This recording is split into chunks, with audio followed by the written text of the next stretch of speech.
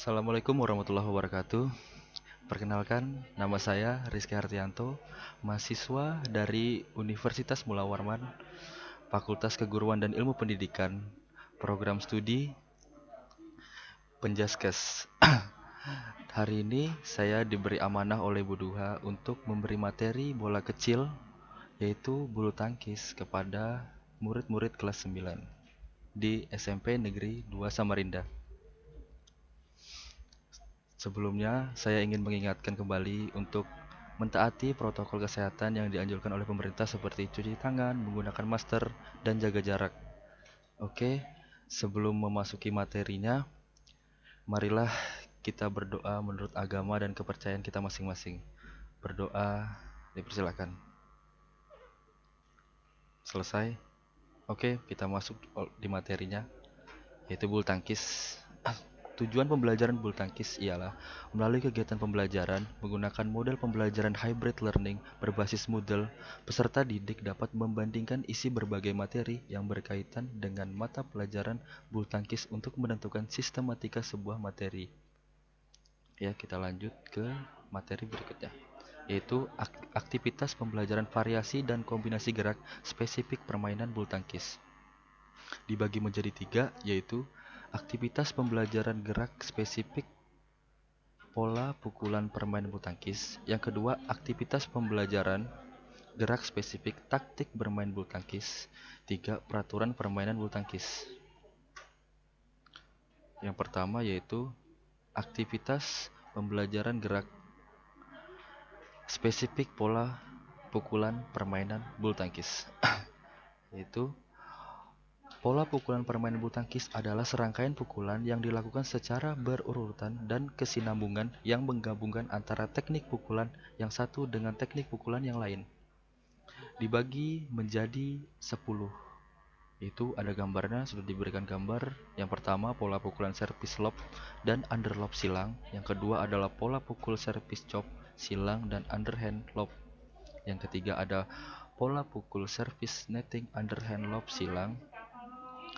Yang keempat ada pola pukul servis lob silang ke kanan dan lob lurus. Yang kelima ada pola pukul servis lob silang dan lob lurus. Yang keenam adalah pola pukul servis lob silang dan lob lurus. Yang ketujuh ada pola pukul servis netting dan underhand lob. Yang kedelapan ada servis chop netting lalu silang dan underhand lob silang. Yang kesembilan ada pola pukul servis chop silang, netting silang, dan underhand lob silang dari sebelah kiri. Yang terakhir adalah pola pukul servis chop silang, netting silang, dan underhand lob silang dari sebelah kanan.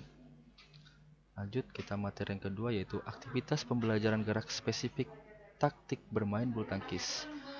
Itu dibagi menjadi kategorinya dua kategori, yaitu permainan tunggal dan permainan ganda.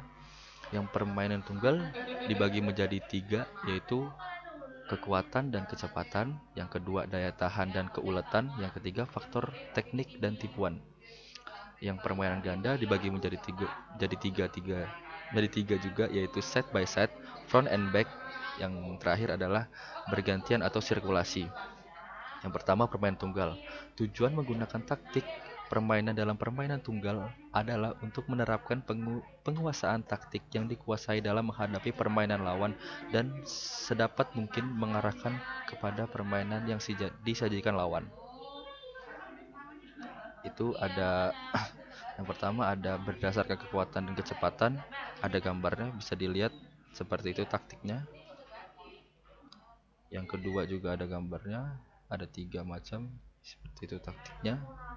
Yang ketiga juga ada gambarnya, begitu taktiknya.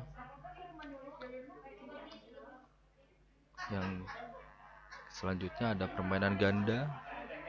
Itu suatu pasangan ganda mungkin memiliki bentuk permainan yang berbeda, tetapi mereka harus tampil ke lapangan dalam suatu kesatuan yang baik. Untuk menumbuhkan hal itu harus saling percaya, menutupi kekurangan, dan paham atas fungsi taktik yang hendak dilaksanakan secara konsekuen dalam permainan.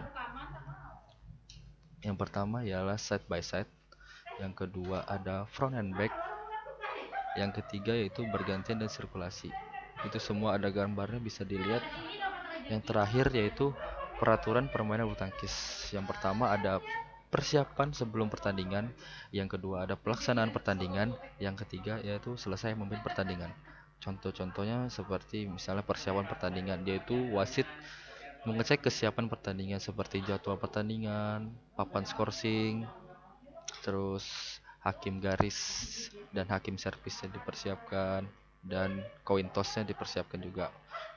Yang pelaksanaan pertandingan yaitu wasit memimpin pertandingan dengan jujur dan adil dan mengamati pertandingan secara cermat. Yang terakhir, selesai memimpin pertandingan yaitu wasit meminta tanda tangan untuk pemenangnya, lalu meminta tanda tangan kepada juri atau panitia pelaksana, serta memberi skor sheet-nya kepada pemenang dan juri juga.